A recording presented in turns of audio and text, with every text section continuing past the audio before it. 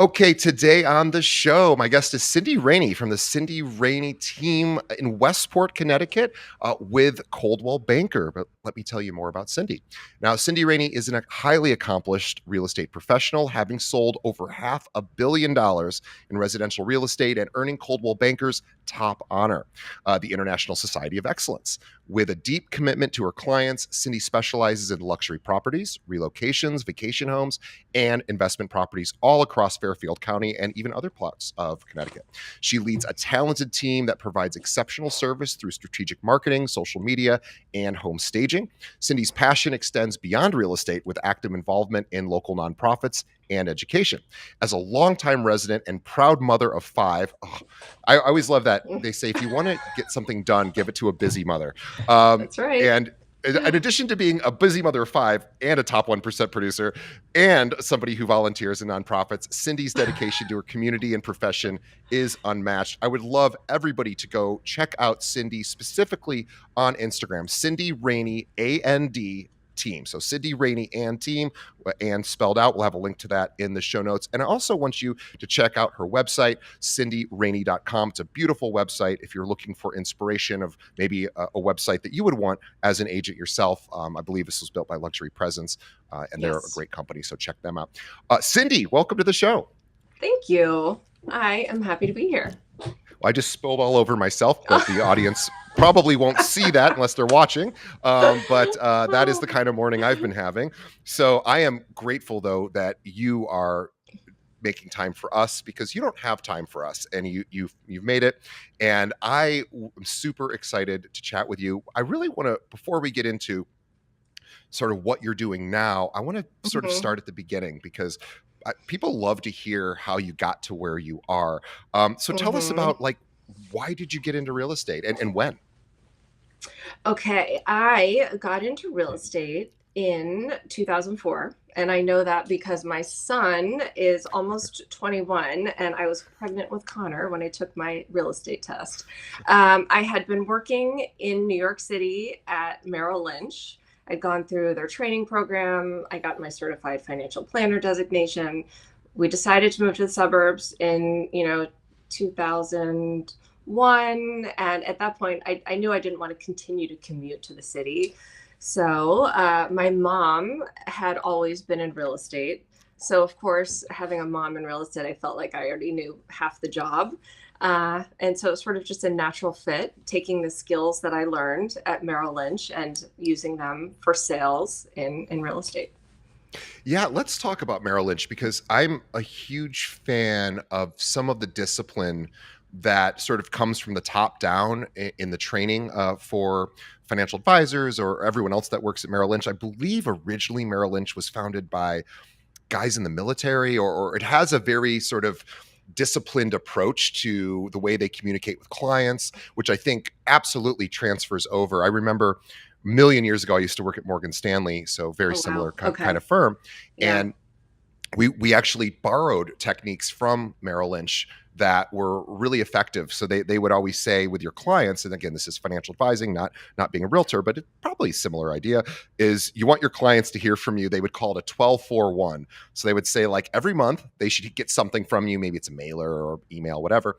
Then it was 4 times a year you're calling and just kind of giving them an update on their investments or Right. whatever. And then once a year is a sit down, which I always thought was like, it's pretty simple, but like, what a great idea. So I'm curious if anything that you learned over at Merrill Lynch really transferred over to becoming a real estate agent. I think it did. And I think that that is one of the keys to my initial success. I mean, I'm super competitive by nature to start, but coming out of the city, moving back home, I'm from, Connecticut, it was a natural fit. And then using the skills that I learned there, I mean, it really helped me sort of, from the beginning, have a business plan and structure, my business with purpose and, have a way to communicate with people. It was great. And did you find that moving back home, obviously you have family that's in the business. Was it challenging to have people start to look at you in a different way, maybe seeing you as the financial person and now having to see you, in a new light? It was so long ago. I haven't even really thought about that. But yes, I think anytime you transition from one sort of job to another, or one situation to another, you're recreating yourself and you're putting yourself out there in a different way. I think today with social media the way it is, I think it like if you roll out a new profession, I mean it's really out there in lights. But I think at that time you just sort of start spreading the word, and it didn't feel difficult. Plus my mom was a realtor, so sort Right. of it felt natural. I didn't work with her. I wanted to do it on my own, but I had her support, you know, in the early days for sure. Yeah, and you have really, you've sold over 500 million in sales. A lot of that luxury properties. Of course, the Hmm. area that you're in has a lot of luxury properties for sale. It's kind of known for that. A lot of New Yorkers and just people out east kind of maybe migrate away from the city Hmm. over into Connecticut, and then maybe train it in or bus it in or drive it in. But I'm curious, how was it challenging to break into the luxury market? Because it's a very sought after market. It's very highly competitive. Everybody wants to be in luxury. So, Hmm. tell me about that process. It is hard to break into luxury, and even, now it doesn't feel so difficult, but in the beginning, you really have to make sure you are the absolute expert in the area you want to work in. So, for instance, in Fairfield, Connecticut, there's this one street, Sasko Hill Road, and I got my very first listing there probably 6 years ago. And it was interesting, and then I really used that and made sure I learned every single person who lived on the street. I knew, price per square foot on the water side versus the non-water side. And then it turned into, four other listings over the past 3 years. In fact, that's where I'm running after this. I have a beautiful listing at 640 Sasko Hill Road, and we have a third showing. So that would be amazing. Um, but yeah, I mean, it's just you really have to be the expert, and you have to be really dedicated to your clients and putting their priorities, making their priorities your own, really. I was talking to a top producer here in Chicago, individual agent who's been in the business about as long as you have, maybe a few years longer, who also does a lot of luxury.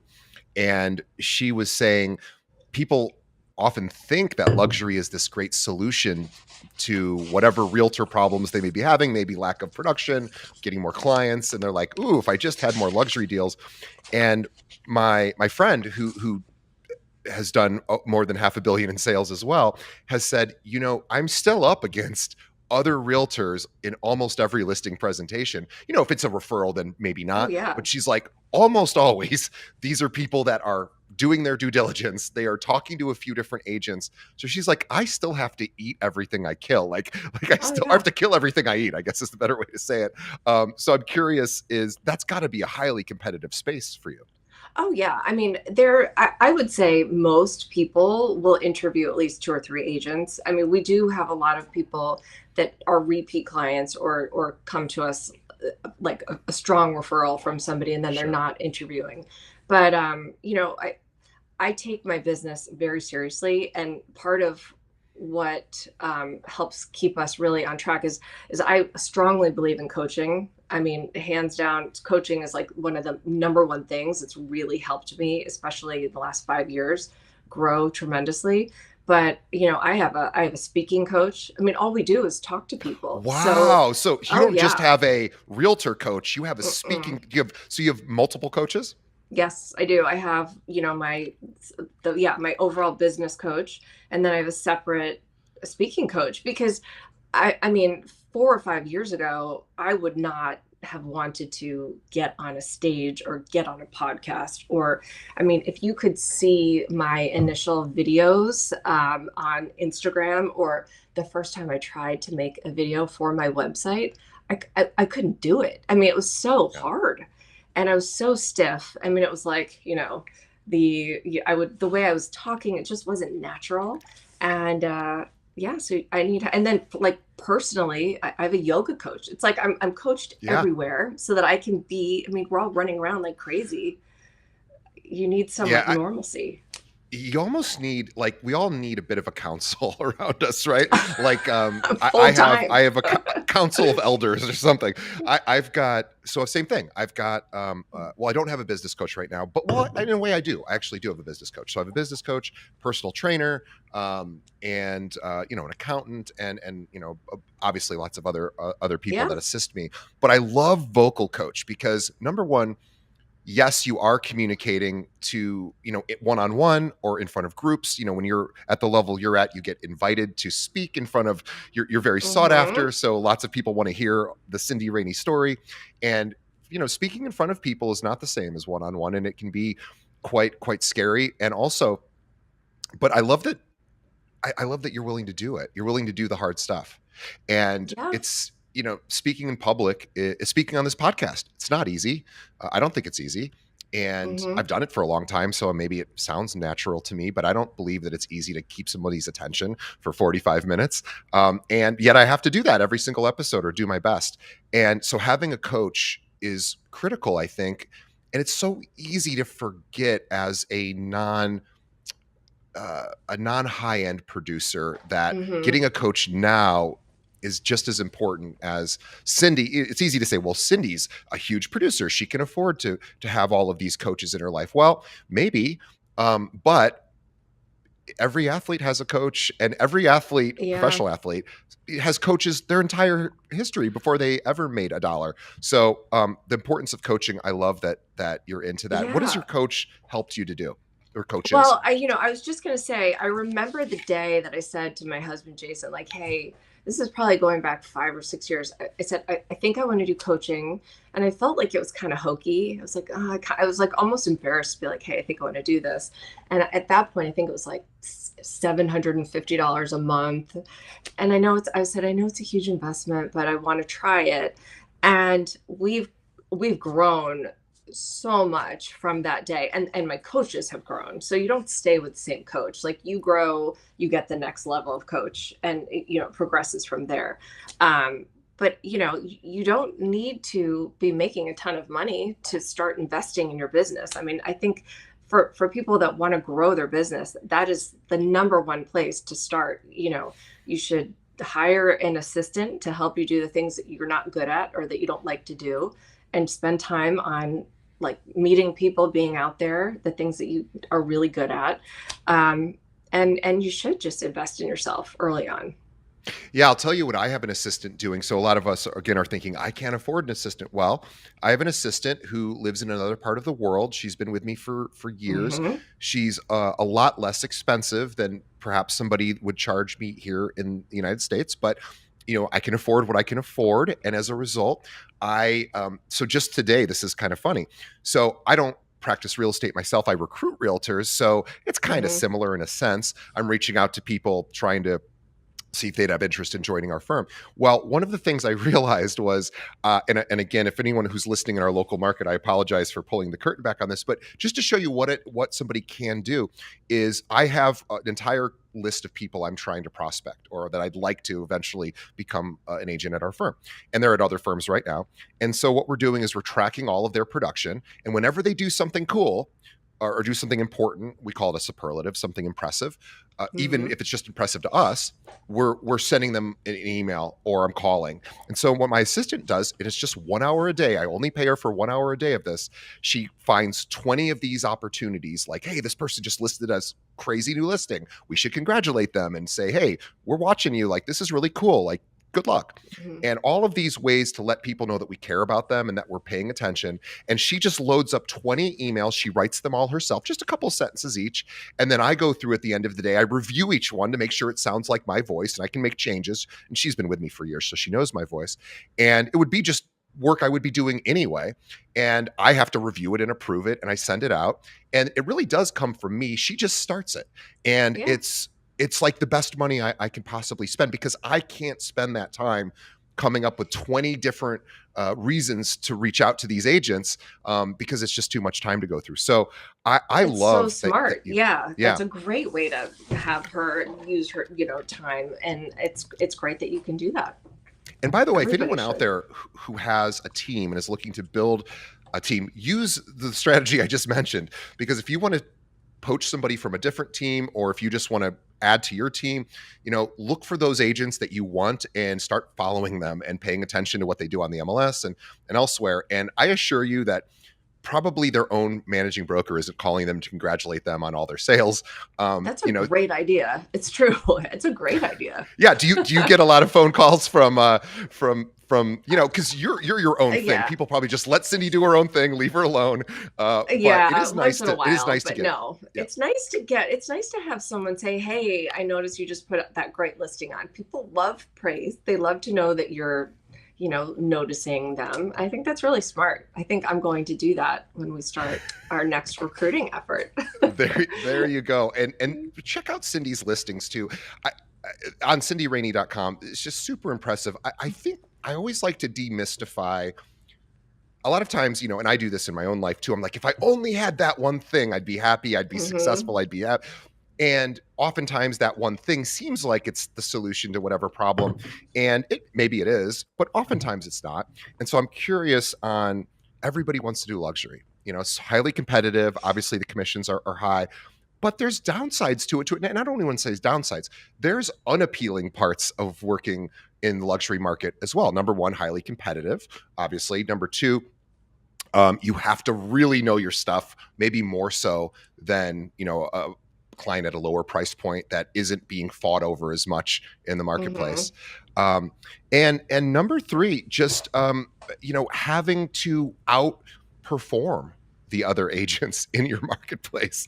So tell us, you know, so you talked about, I need to really know my data, my stats. Hmm. What else is really important about keeping a luxury client happy, making sure that throughout the process that what are you doing along the way to ensure that by the end of the process they're like, wow, Cindy was the Yeah. best. I think the most important thing is to find out how your client wants to communicate with you, and by asking them what they want. So do you want me to communicate with you by text, email, phone call? How often do you want me to update you? Because some people might want to be updated weekly. Like for instance, my listing at Sasco Hill, they're not living here now. They live in Florida, but I still need to give him updates regularly. So it's important that I know the cadence at which he wants updates from me so that he's happy.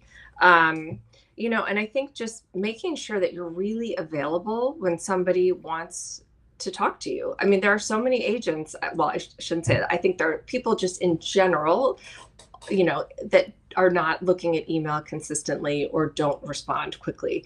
That's one of my biggest pet peeves. I think if you're in service and you're working with someone for someone, you've got to be available. Yeah, we should also mention too. We didn't mention this, but Cindy's coach she works with the Tom Ferry coaching company. So if anyone's wondering, who does the top people use?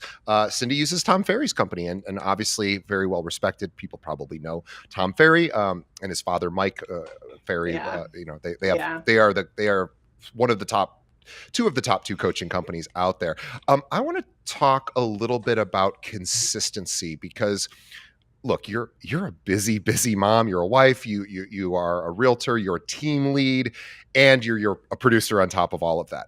Hmm. How do you maintain consistency with all of the complexity of your life? I'm really lucky that I have a team. And I think having the team and having a schedule that we try to keep to allows me to have flexibility in my life and allows me to continue. So I'm not by nature the most organized person. So I've got an assistant who sits right next to me in my office. She's not here right now, but she keeps me on task and helps me with my calendar, with emails, and things like that. We've got a full team. We've got a team of 9. We've got a marketing director. We've got several agents. We've got a social media director.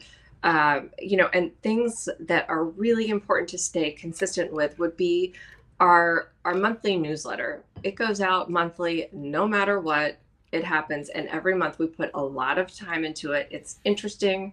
People love it. We really like brainstorm about what we're going to give people on the market. We give them market insights, and we don't just spit out the numbers. We really think about it.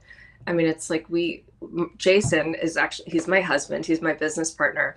And, his role on the team, other than being our visionary, he's our numbers guy. He knows everything inside and out. So we all work together to put that together.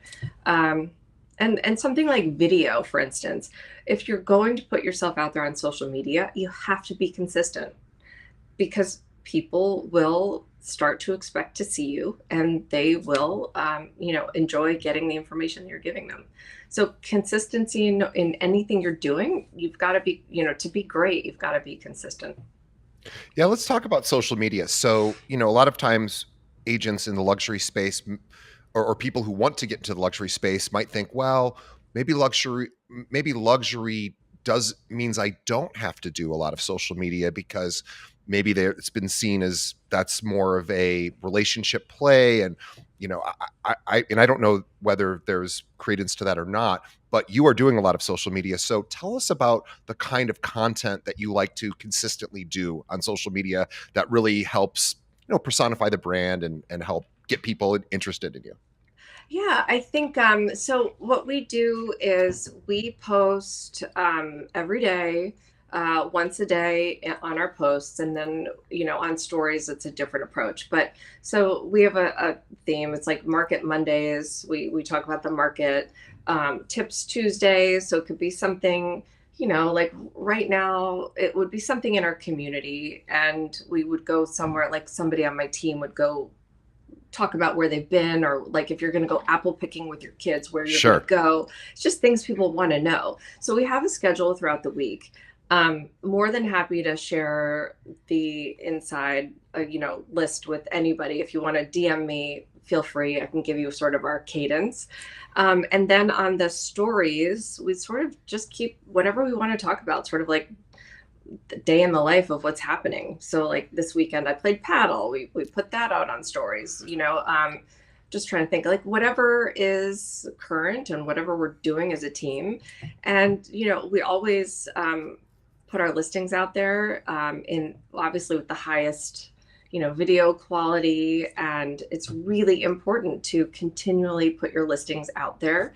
So we just have a cadence for every listing that it gets posted a certain number of times, and everybody will see it. I mean, we have with our new listing, I mean, everyone's saying we've never seen this listing before until you took it over. Mm. And now we're going to sell it. It's a $12 million listing. It had been on Ah, before for 5 years and hadn't sold, and we've got more traffic now because we took our formula and are rolling out our social media program. we should also mention too, getting a $12 million listing in most cases is not just throwing it up on the MLS and waiting for the showings to come rolling in because, well, there's not many people that play in that space. Not a lot of Mm-hmm. buyers just going, I'm just waiting around for a $12 million property to jump on the market. So Cindy has a really tough job as a listing agent for these high end properties because she has to go find the buyers, We which do. means she's got to have great relationships with other realtors who represent buyers in that space. She's got to know where those other buyers hang out, online or even in person. Mm-hmm. So she's got to flood the market. So tell us a little bit about when you have a property like that is so just so specific and really less than 1% of the population would even be able to have that property.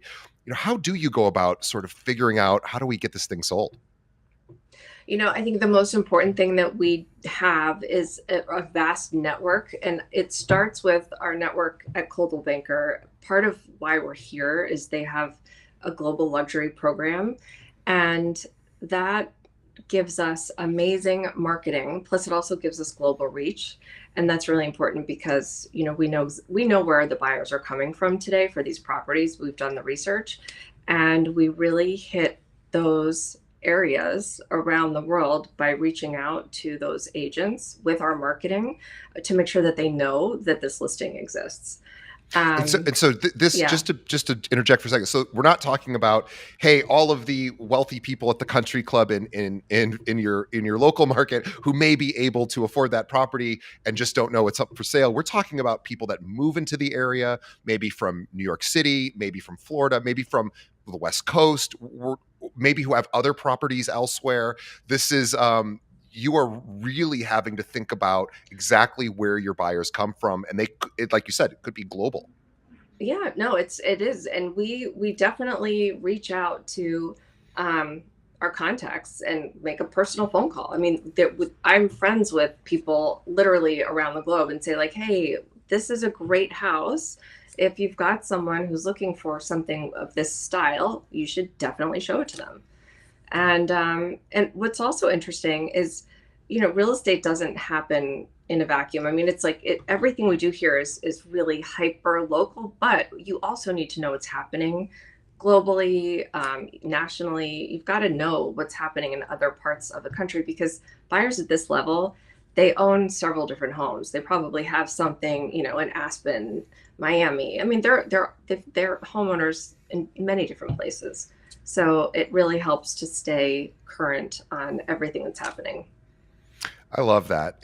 I wanted to switch gears just a little bit because I don't think we could ever over communicate about the importance of hard work. And I know that it's such a simple thing to say, such a hard thing to do. It's like a push up. It's like it's a really good Hmm. idea to do a push up. It's not a lot of fun to do a push up, but it's a really good idea to do squats, push ups. The things that kind of are a little painful. But if we want a healthy body, we probably need to do those things, or we need to do some Hmm. of those things. And hard work is, obviously, being a successful real estate agent, there's no shortcut to hard work that I've found. And I asked once that one of the top individual producers, actually the top team here in Chicago, but the team lead, I said, why do you think you're at the very, very top? Like, what do you think you do differently? He's like, I swear to God, he said, DJ, I swear to you, I just work harder than everyone. He's like, that's literally it. He goes, I'm not smarter. I'm not better. He's like, maybe I'm better because I've been doing it longer, but he's like, it's all because of hard work. So I'm curious. I'd love to hear your thoughts about hard work. Yeah, I mean, it is hard. This job is hard. I mean, the people that say, "Oh, I'm going to get into real estate because the schedule is flexible and it's an easy thing to do." It is hard. It's a 24/7 job. And until you get to the point where you can surround yourself with a team, you're working all the time, all the time. So, and in the beginning, all you have to sit open houses, like do two on Saturday, two on Sunday, take desk duty every time you can get it, constantly market and put yourself out there, do mailings, all of these things until you have a name for yourself. But I mean, I work hard every day, all day now, even though we have the team, but it's a little bit easier because it's a little more organized.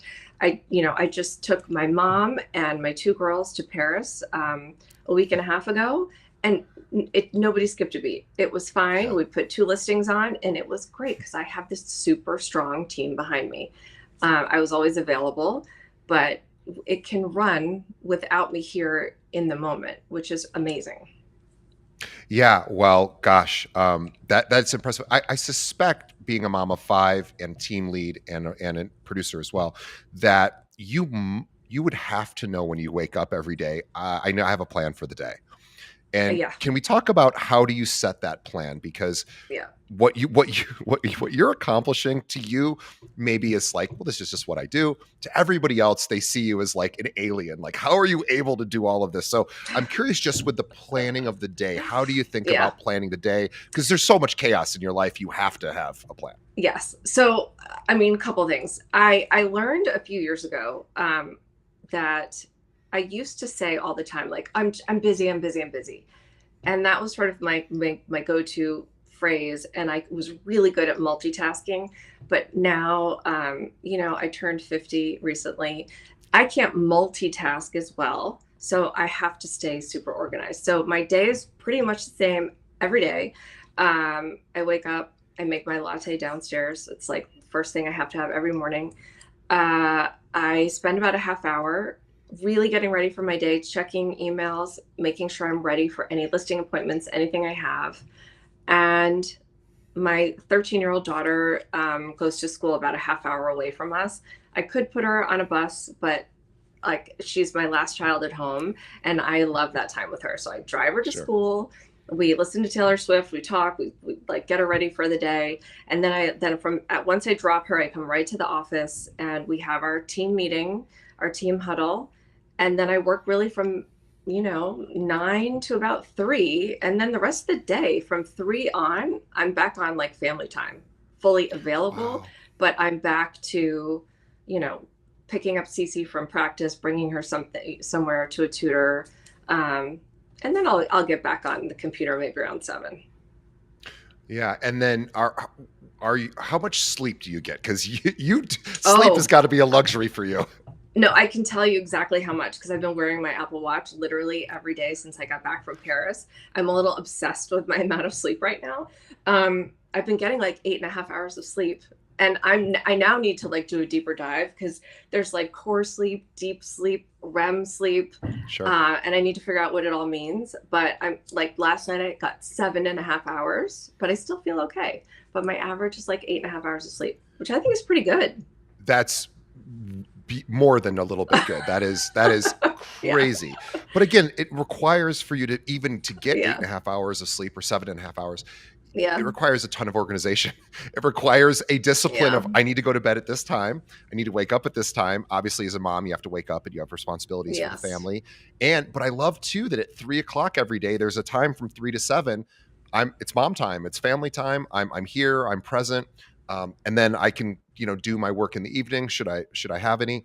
And then I get to go to bed at a wow. You maybe have the most balanced life I've ever heard of from a producer of your level. It hasn't been this way always, and I'm really lucky because I work with my husband, and like we have different offices, so we're not in the same place. We do different things. We stay in our lane. I learned what that meant early on when we started working together.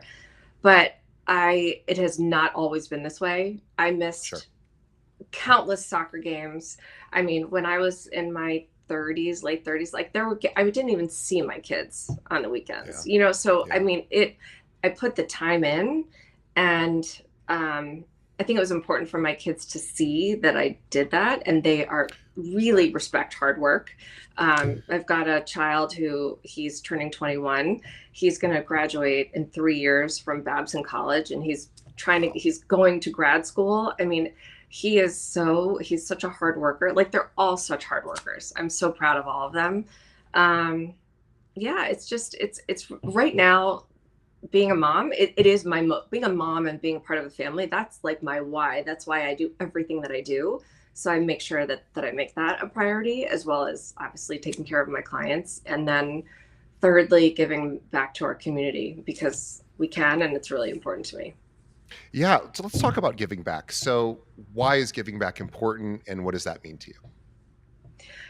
I think that by giving back to other people, I mean, it makes you feel good. First of all, that when you can help other people, and there are so many people. We're in a community that's right next to a town that people are they do not have everything that they need, and the fact that we can help people in so many different ways, it means the world. I mean, there's so many different ways you can help today. But I have a child who had struggled with anxiety and depression for a little bit. And I know that there are people that don't have resources. So part of what we're doing, we work with Bridgeport Hospital. We have just been able to give a tremendous amount of money through a committee that I'm on, through a board that I'm on, to help handle situations when kids come in, those teenagers Mm, who are just anxious or depressed, so that they're not yeah. put with the adults. I mean, there's so many different causes out there, but that is something that's like near and dear to me, and Yeah. I just want to be able to help as much as I can. Yeah, I think about right now teen girls in particular with social media. It's got to be brutal. I can't imagine seeing perfection in images. It's seeing things that they're not, so none of it's real, but it looks real. And it looks like, oh, I don't look like that, or I don't have that life, or I don't have that thing, Yeah. or I don't have that friend group, or I didn't get to go to that party and look at all the pictures. And that would have leveled me as a kid. I know we're getting off track, but No, but it's social, so true. I know. It's oh, so true. I am so glad that I did not have that growing oh, up me because, too. oh my God, it would be horrible. It would have ruined me to know on Monday that I didn't get invited to a party. I would know. I would hear about it on Monday. Oh, I didn't get invited to But it that wasn't party. in your Oh, face. It it wasn't wasn't. in, It it wasn't in my wasn't, feed. I yeah, didn't see yeah, the pictures of every. So I so yeah. know. Let's have a lot of compassion and empathy for those teens, boys and girls that are Yeah, dealing with. I hope in the next few generations, there'll be a rejection of some of that stuff. Maybe we can use social media more effectively. And but yeah, anyway, um, I also want to talk a little bit about where you struggle, because every successful person, nobody's perfect. Everyone's got problems. I have problems. You have problems.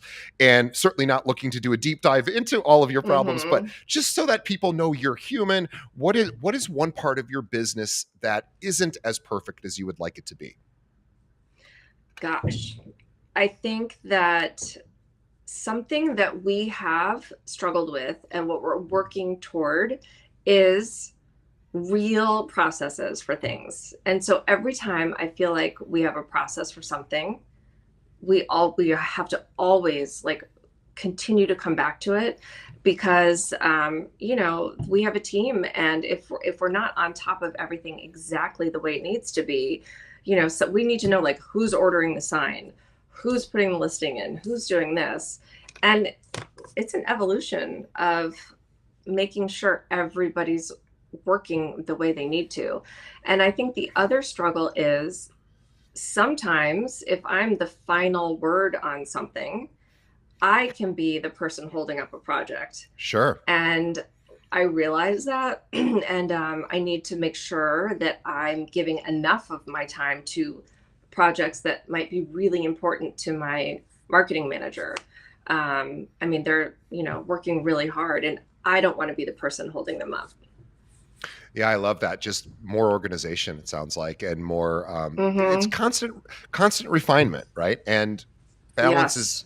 balance is impossible. So it's more about getting as close to balanced Yes. as you No, can. Because as soon as, there's no work-life balance. There's no yeah, work-life balance. I mean, you're in it and you just do the best you can. one last question.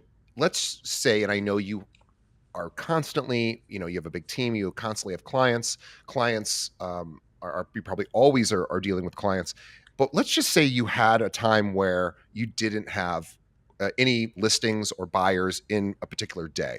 What might you do that day? Would it be any different from any other day, or what would you do? Because there's lots of people out there right now that maybe don't have clients, and I'm just curious, would that change your day at all, or would it be just nope, put my head down and keep doing the same stuff? I mean, look, I'm a worrier by nature. So if I don't have a lot in the pipeline, I am always working toward keeping the pipeline going. So I would say if you didn't have something today, you just literally go back to your database. More clients come from your existing database. I wouldn't go out and try to find new people. I would go back to your database. There's some crazy statistic that something like 80% of the people that bought during COVID are not happy in their home. Like, start there. Wow. Start calling people that bought a house during COVID and tell them, like, look, a lot of people rushed into a purchase. You're not crazy if you don't love your house. Uh, Maybe they overpaid. yeah, maybe but that's a great place to start.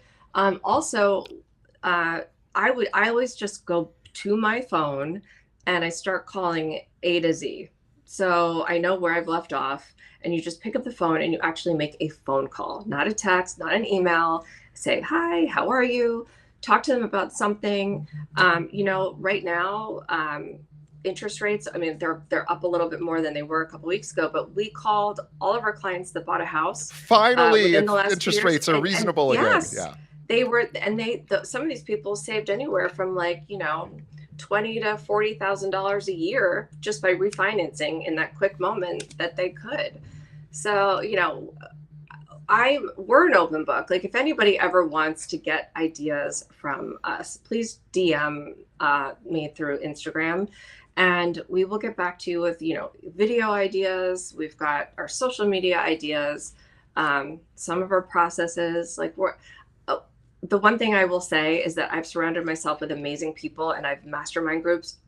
I didn't invent all of this. I learned a lot from so many other people, and I'm happy to spread what I've learned from other people and share it. So Well, open Cindy, book. what a great place to wrap up. CindyRaney.com is where you can learn about all things Cindy. Again, please check out her website. Notice how clean and crisp and pretty it is aesthetically. Look at the aesthetics of it.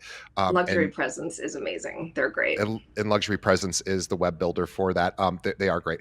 And also, I want you to follow Cindy on Instagram because she is super consistent with her social media, and it's been very successful for her. So it's Cindy Rainey, and it's Raney and team. Cindy Rainey and team on Instagram. We'll have a link in the show notes. And Cindy, one last question for you: if you were a brand new agent starting today, still knowing everything you know, or let's just say a different way, you had to move to another state in a place where you didn't know anybody and you had to start over. What would you do day one if we plucked you out and threw you in the middle of Iowa, for example? Okay, I would first of all learn everything I could about the market. I would just study the market. I would go out. I would see all of the inventory. So become the expert day one. Take hours, just drive around, learn everything you can, and I would probably join a team of some sort day Mhm. one, to align myself with other experts. And I think by doing that, I think you can very quickly start getting listings. And from there, it all trickles down. I mean, listings are really the key to driving business Sure. in today's market. So it's possible. And making sure you're on social media as the expert. And I'm going to add tack on because I know Cindy would say this. Open houses, especially if you have a team. Absolutely. If you join a team, Absolutely. beg, borrow, or steal. Get those open houses, even if it's not your listing. Beg them, please, please, please. Let me do Yes. open houses. But be And the expert at the open house. Make sure you yes, know every single thing about that house. Somebody can't say like, "Oh, does it have this kind of heating?" You have to like know exactly and know it like it's your own home. I love that. Know it like it's your own home. Know the story of the home too. Is there a It's story that all goes along? yeah. That I mean, that's how we sell, I think, so many homes. There's an emotional piece to every listing, and you're telling the story of the house and why it's so great. You're making an emotional connection with the house, with the buyer, and that's really been such a key for us. Well, Cindy, thank you so much. I want to have everybody again follow Cindy on Instagram, Cindy Rainey and team. CindyRainey.com is where you can learn about all things Cindy. And she is so generous. She says DM her with questions, ask her for some of the processes they use, maybe some templates. Cindy is such a sweet, nice person, and she's willing to pay it forward because people helped her when she started as well. On behalf of our audience, thank you, Cindy. Again, you don't have time for this, and It was you made such a time for it. pleasure. So Thank you. I'm so happy to oh, be here today. Thank I you. I am so happy you were here as well. And on behalf of Cindy and myself, we want to thank the audience. By the way, if you have clients that move in and out of New York, Connecticut, Cindy's would love to chat with them because that is her market. So she's in Fairfield County, but she works other places in Connecticut too. So please reach out to her. She's with Coldwell Banker and obviously a top 1% producer. And she would love to talk to you if you have people moving in and out. And she has people that move out of her area as well. So she's going to need those connections as well. So Absolutely. reach out to her, tell her that you appreciated her being on the show. But on behalf of Cindy and myself, we say thank you to our listeners. We love you. We appreciate you. You're the reason Thank we do you. this show. We've done it for 6 or 7 years now, and it's all because of the audience. So thank you. Thank you.